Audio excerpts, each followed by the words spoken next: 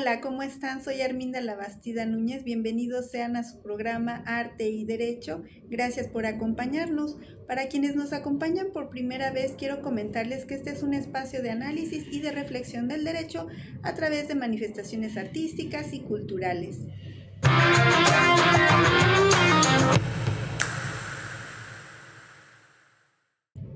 El día de hoy nos acompaña Benito Olmo, autor de varias novelas, entre las que destacan La maniobra de la tortuga, que ha sido adaptada al cine recientemente de la mano de Juan Miguel del Castillo, y El Gran Rojo, obra galardonada con el premio Nobel Paul a la mejor novela negra publicada en 2021. Es autor de diversas obras literarias y finalista del premio Cartagena Negra 2019, entre otros premios más. Por lo que nos enlazamos a Madrid para entrevistarlo. Bienvenido, Benito Olmo. Gracias por acompañarnos. Bueno, muchas gracias por darme la oportunidad de estar en este espacio y poder hablar de mi conferencia, La Biblioteca Perdida, y de uno de los hechos menos conocidos de la historia contemporánea, el saqueo de libros cometido por los nazis durante la Segunda Guerra Mundial. Un asunto que a mí me resultó apasionante, que a mí me ha dado para escribir una novela, Tinta y Fuego, y para preparar esta conferencia, y que bueno, disfruto mucho compartiendo toda esta información porque creo que es muy valiosa y es una pena que no haya otra forma de difundirla.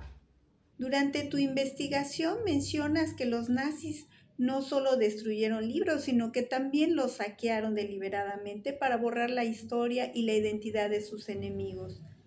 ¿Por qué era tan importante para el régimen nazi apropiarse de las bibliotecas judías y comunistas? ¿Y qué significado tiene este saqueo literario como forma de violencia cultural?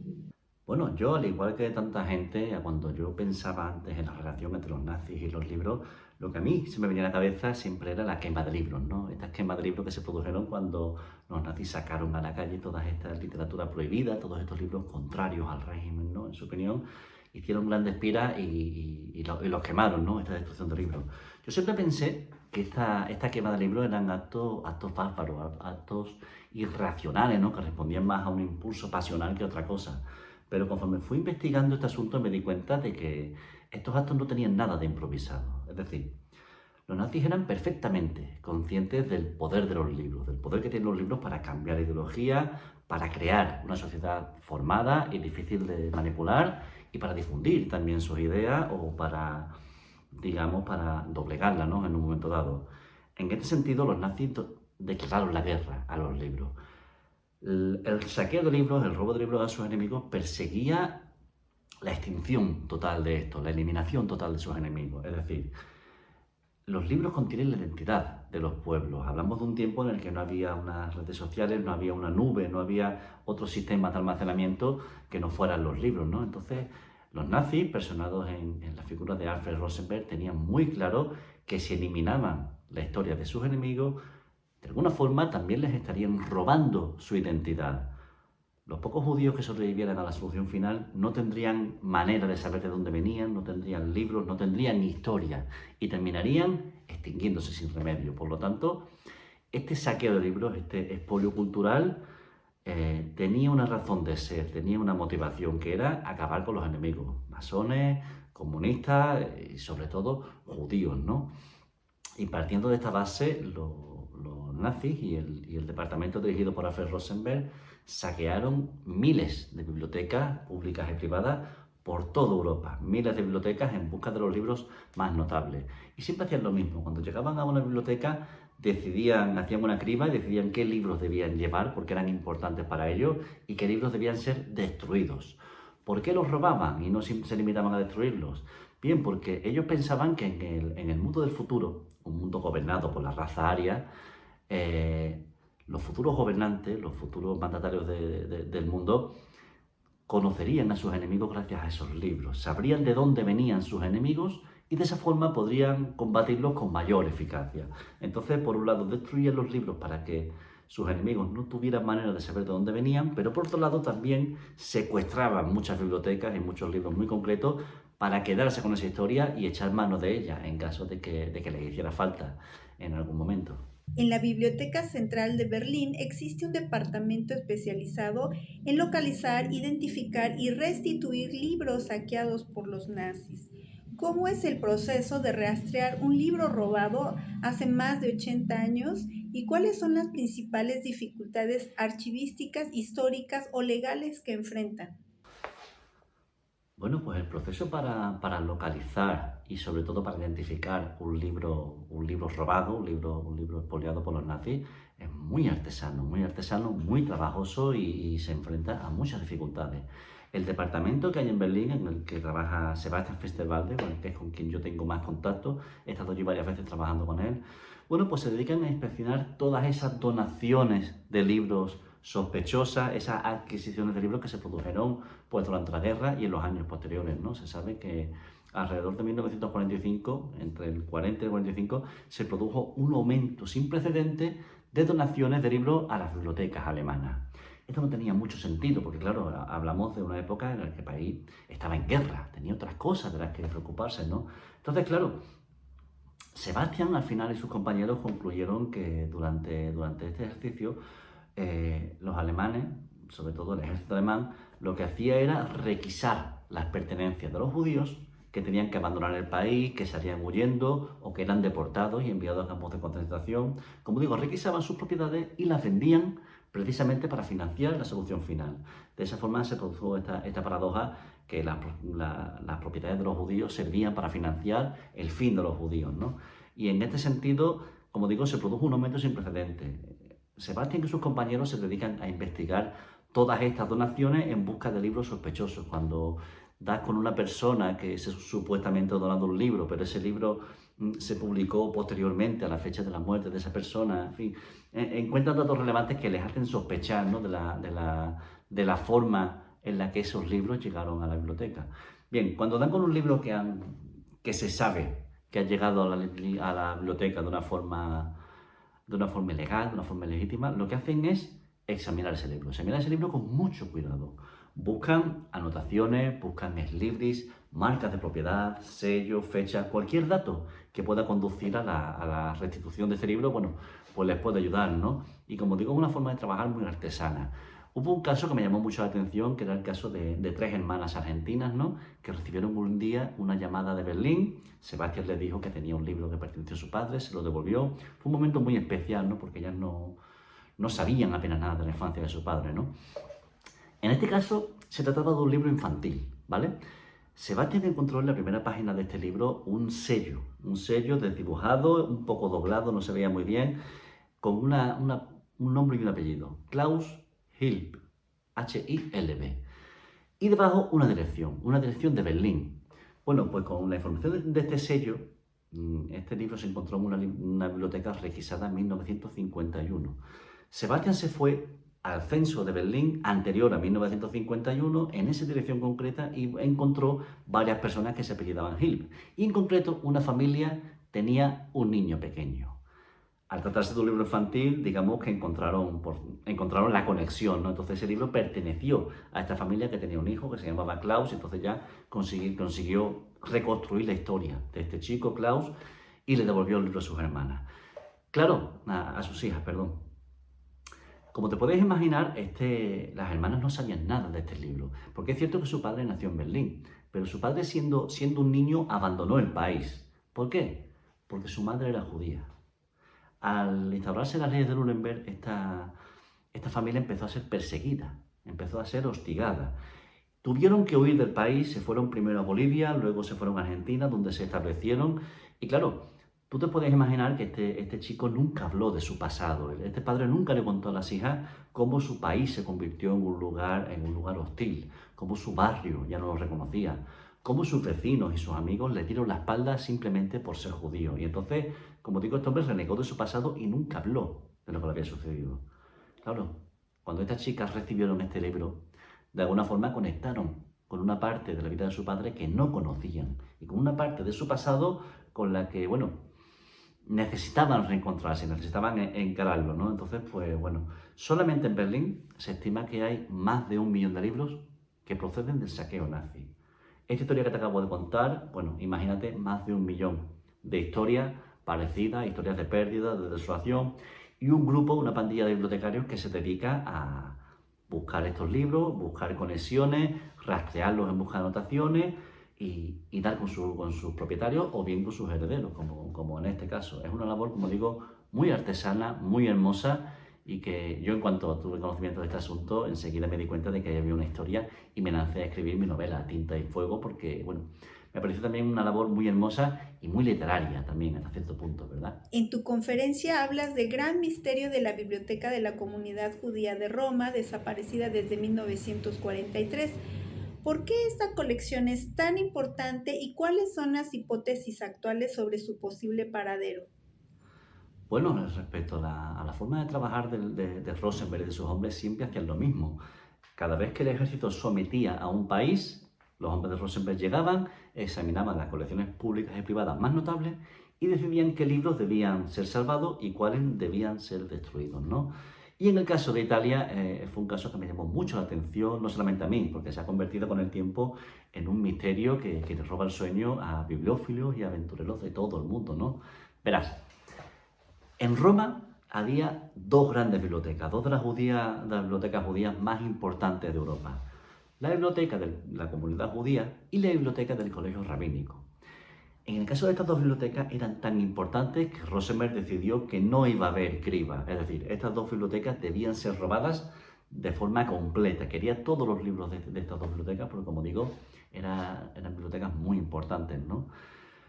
Bueno, pues una vez que el ejército sometió Roma, en noviembre de 1943, dos grandes trenes llegaron a las inmediaciones de la sinagoga de Lungo-Tevere di Sensi, donde se encontraban estas bibliotecas, y empezaron a introducir estos libros en estos trenes, ¿no?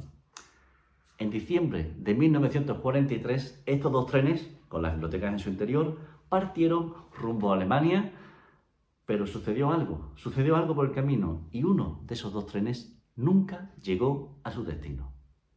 El tren que contenía la biblioteca de la comunidad judía de Roma desapareció y su paradero sigue siendo un enigma a día de hoy. Estamos hablando de una biblioteca de la comunidad judía de Roma de más de 7.000 libros, una biblioteca de más de 7.000 ejemplares, entre los que hay pues manuscritos de los primeros judíos sefardíes de España, miles de incunables, libros muy valiosos, es decir, una biblioteca con un valor incalculable, no solo por su contenido, sino ahora también que sabemos cómo desapareció por las circunstancias en las que se volatilizó, ¿no?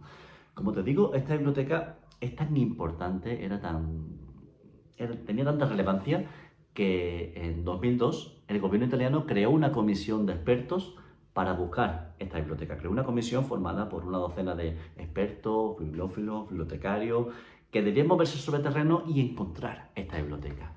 Claro, imagínate que durante 8 años durante 6 años esta gente estuvo trabajando sobre el terreno, buscando esta biblioteca, preguntando, moviéndose, rebuscando, escarbando en busca de esta biblioteca. No dieron con ella, pero emitieron un informe que además es público, está en internet, lo puedes buscar. Y en este informe decían varias cosas muy interesantes. La primera es que el tren que contenía la biblioteca de la comunidad judía de Roma no fue destruido.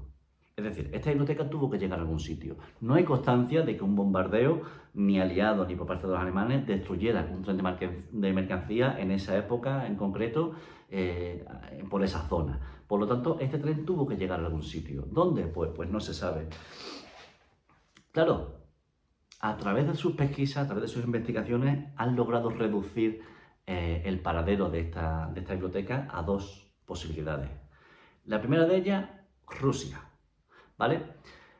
Puede ser que el tren que cargaba con la biblioteca de la Comunidad Judía de Roma llegara a Berlín, dejara la biblioteca allí y cuando el Ejército Rojo llegó a Berlín y lo recuperó, encontró esta biblioteca y se la llevó. Es una posibilidad que no tiene mucha esperanza en ella, pero aún así vale la pena contemplarla.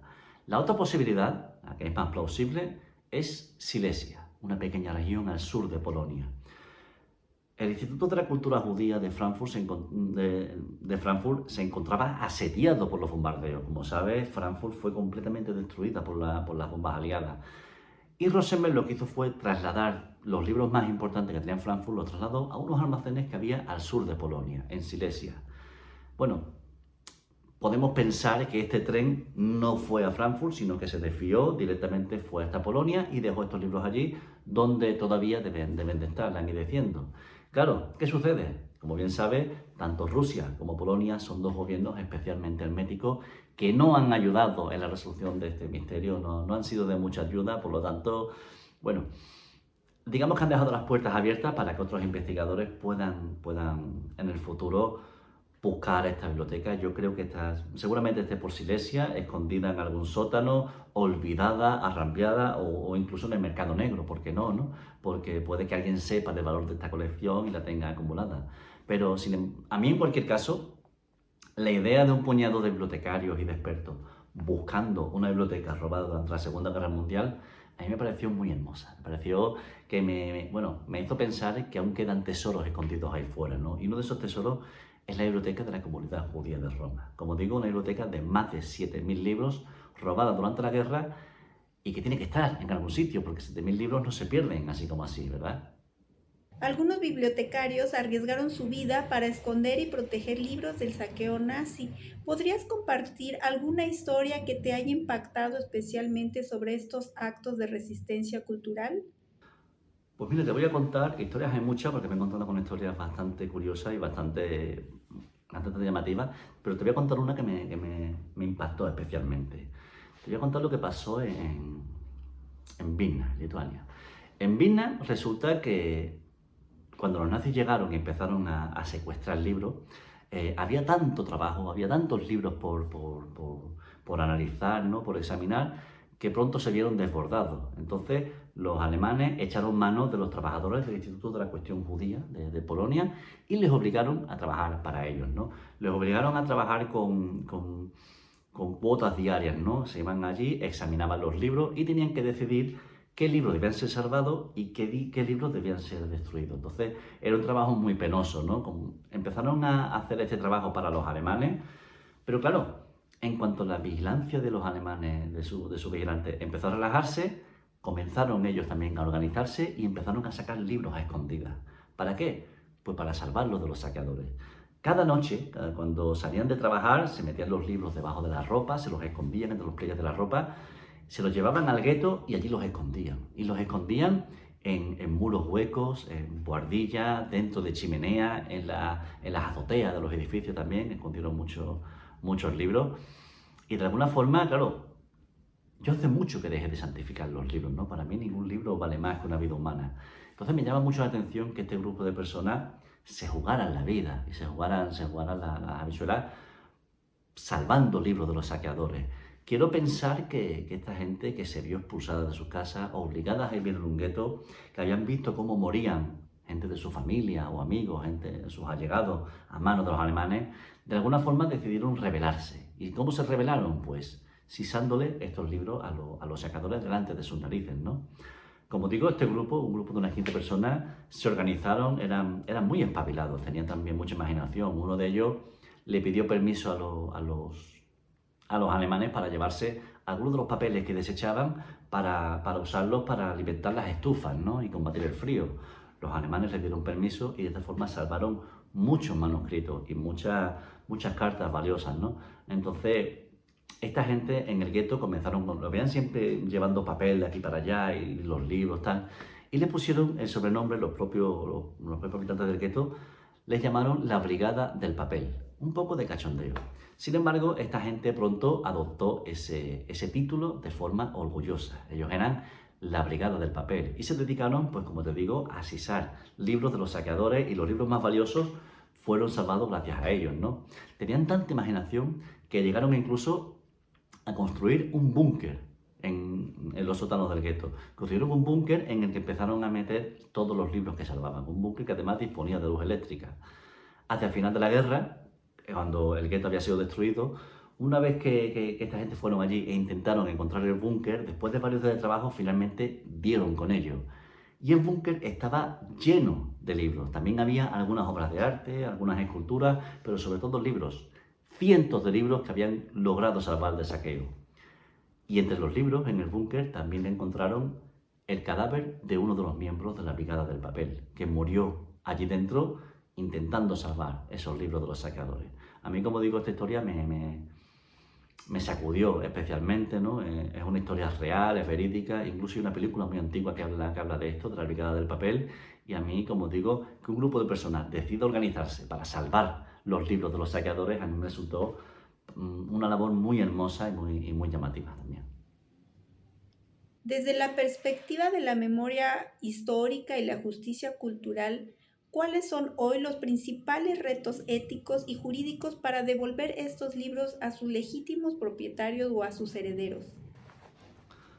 Bueno, el principal escollo que se encuentran los investigadores es precisamente poner en valor y poner en relieve el valor que estos libros tienen para sus propietarios, ¿no? Ten en cuenta que la inmensa mayoría de los libros que hay en Berlín son libros pues sin valor aparente, ¿no? Son los libros que cualquiera, que tú o yo dejaríamos atrás si tuviéramos que salir pitando, mis libros se quedaban aquí, si tuviéramos que huir del país o si fuéramos asesinados o si fuéramos deportados, ¿verdad? Entonces, claro, son libros aparentemente sin valor. Cuando tú paseas por los sótanos de la Biblioteca Central de Berlín, entre ese millón de libros robados, encuentras muchos libros de plantas, libros de cocina, libros de viajes, muchísimos libros infantiles, que a mí me rompe el corazón la cantidad de libros infantiles que hay allí. Son los libros que cualquiera dejaría atrás si tuviera que salir pitando. ¿Qué sucede? Pues que Sebastián, cuando estuve hablando con él, me comentaba que muchos investigadores, muchos bibliotecarios se personan allí, se interesan por el asunto, pero en cuanto ven que allí no hay libros valiosos, allí no hay inculables, no hay primeras ediciones, allí no hay libros de especial valor, se van. No sucede lo mismo en el caso de las obras de arte, ¿verdad? En el caso del expolio cultural cometido por los nazis, las obras de arte tienen un valor, tienen un recorrido, son fácilmente cuantificables, por lo tanto, sí que han inspirado películas, han inspirado muchos libros, muchos artículos de prensa, pero en el caso de los libros, como digo, el principal problema con el que se encuentran es demostrar que esos libros son valiosos para alguien.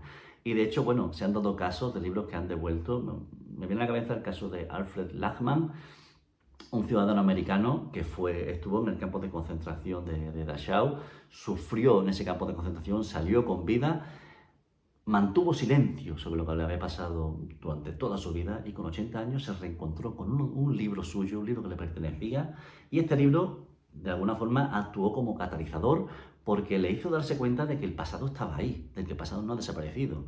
Y ese hombre comenzó a dar charlas en institutos, en asociaciones, a hablar de su pasado, a hablar de la necesidad de enfrentarse a esas heridas abiertas que supuran más, ¿no? Y claro, con esto ellos demuestran el valor que tienen estos libros realmente, que no es un valor económico, sino que es un valor que va mucho más allá. Como digo, Sebastián y su equipo trabajan con financiación estatal, trabajan allí en la biblioteca, pero él mismo me dice que en cuanto el gobierno les corte el grifo, lo más seguro es que se disuelva ese departamento. ¿Qué sucederá entonces con estos libros, con este millón de libros que hay en Berlín? Pues no se sabe, pero es fácilmente imaginable que almacenar los libros y mantenerlos en un sitio cuesta dinero. Y todo lo que cuesta dinero al final estorba, ¿no? Sobre todo si tiene que ver con libros, por desgracia. Entonces, bueno, por eso Sebastián agradece libros como el que yo escribí, Tinta y Fuego, y conferencias como la que yo imparto, ¿no? Esta conferencia, la Biblioteca Perdida, es importante porque pone en valor el trabajo que hacen y sobre todo el poder de los libros, el poder de los libros para cambiar conciencia, para contener la historia de los pueblos y en definitiva para ser testigos de una época que puede volver en cualquier momento también. Muchas gracias por habernos acompañado y espero que no sea la única ocasión en que contamos con tu presencia. Muchas gracias también a la audiencia que nos acompaña el día de hoy. Hasta pronto.